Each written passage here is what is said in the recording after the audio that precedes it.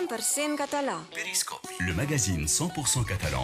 Orientem el nostre periscopi cap al passat. És d'aquelles coses que podem arribar a fer.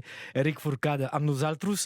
Avui, 23 d'octubre, relacionat, has dit, amb el País Basc? Sí, avui, Sebastià, parlarem del 23 d'octubre del 1940 i per això anirem fins a Iparralde, o sigui, fins a la part nord del País Basc.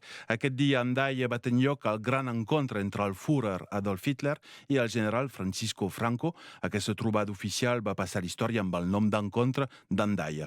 I me direu per què avui nos interessem a aquesta trobada tan llunyana? És una pregunta, clar, legítima, ja que, de fet, aquest encontre es va organitzar per negociar i formalitzar l'entrada de l'Espanya franquista al costat de l'Alemanya nazi en els combats de la Segona Guerra Mundial.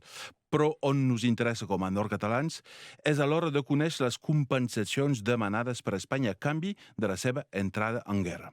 El règim franquista va demanar beneficiar-se d'una nova expansió territorial en desmembrar part de l'estat francès que acabava de signar l'armistici 5 mesos abans de la trobada.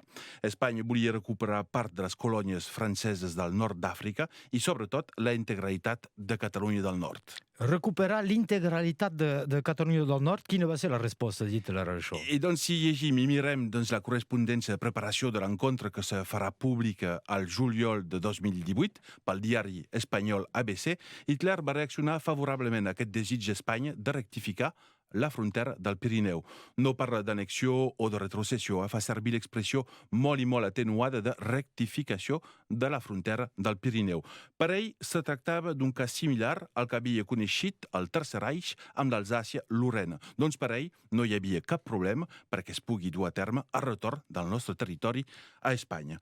El ministre d'Afers Exteriors de Franco, Ramon Serrano Suñé, que havia negociat prèviament l'acord amb el ministre d'Hitler, Ribbentrop, va comunicar en una nota secreta del mes de setembre del 1940 que Hitler havia resultat enormement satisfet d'aquesta proposta. I llavors, com és que aquesta proposta no se va arribar mai a concretar? Com s'explica? Si per Hitler les reivindicacions espanyoles de possessió de les terres nord-catalanes semblaven legítimes, com també les dels territoris marroquins o de la regió d'Ura, Algèria, és amb la demanda de recuperació de Gibraltar que tot es veurà dificultat.